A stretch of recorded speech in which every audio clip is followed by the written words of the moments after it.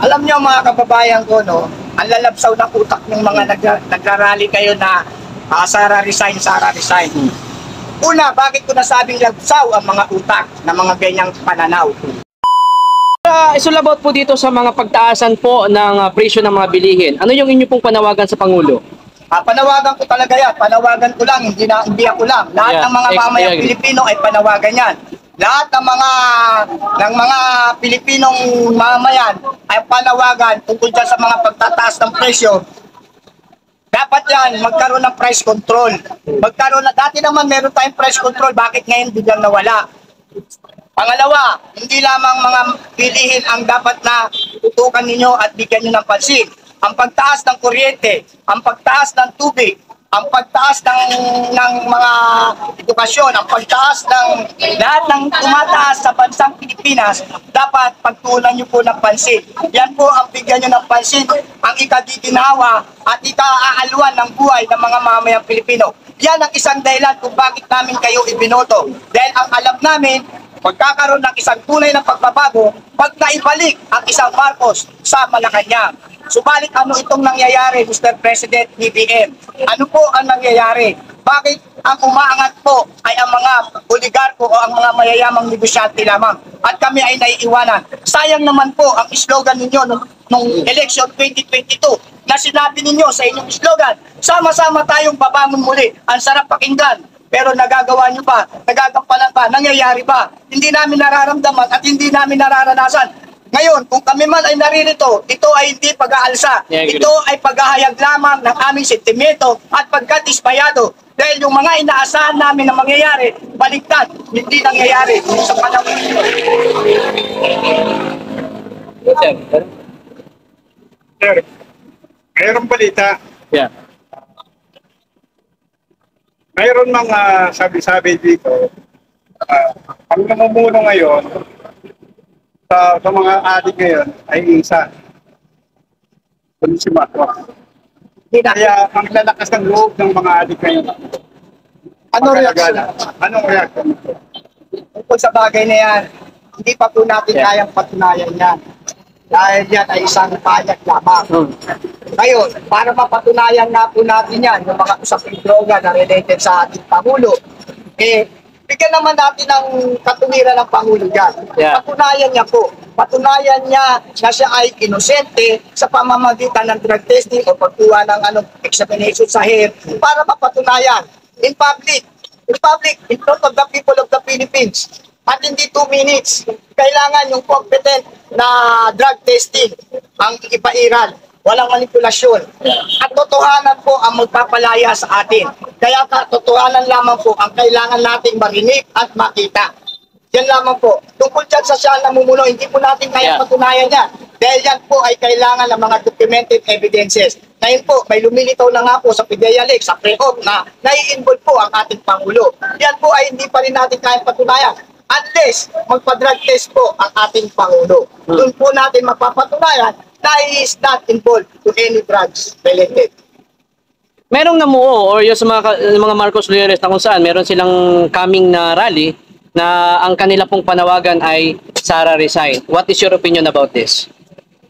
Alam niyo mga kababayan ko, no, ang lalabsaw ng utak ng mga nagrarally kayo na Sara resign, Sara resign. Una, bakit ko nasabing labsaw ang mga utak ng mga ganyang pananaw?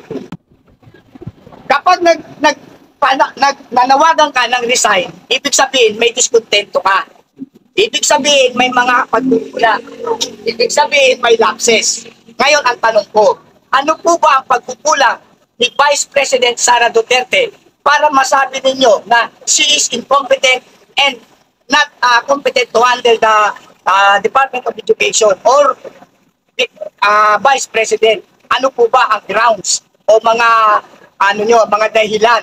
Ako para sa aking opinion nito, wala akong nakikita dahil ginagampanan naman po ni Ma'am Sara Duterte, ni Vicky Duterte, ang kanyang mandato bilang pangalawang Pangulo. Kung mapapansin nyo nga po, ang daming pumabanat sa kanya pero hindi po siya kumitibo.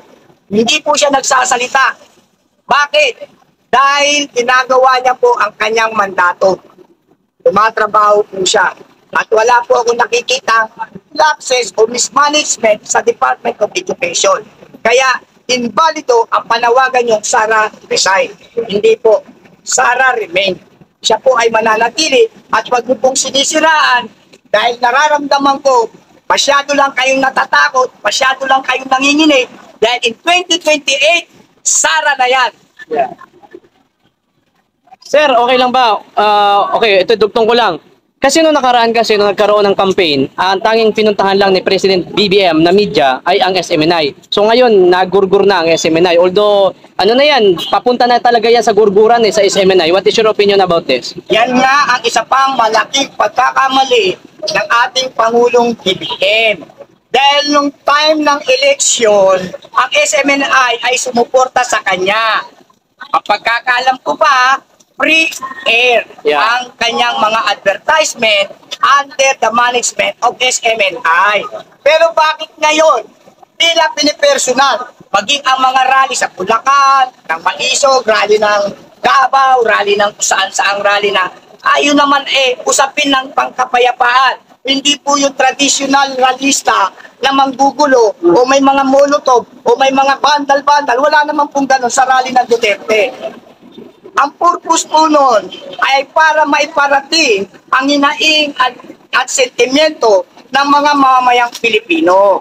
Dahil meron nga pong mga kapabayaan o merong hinahanap ang mga mamayan na hindi nila nakikita at nararamdaman.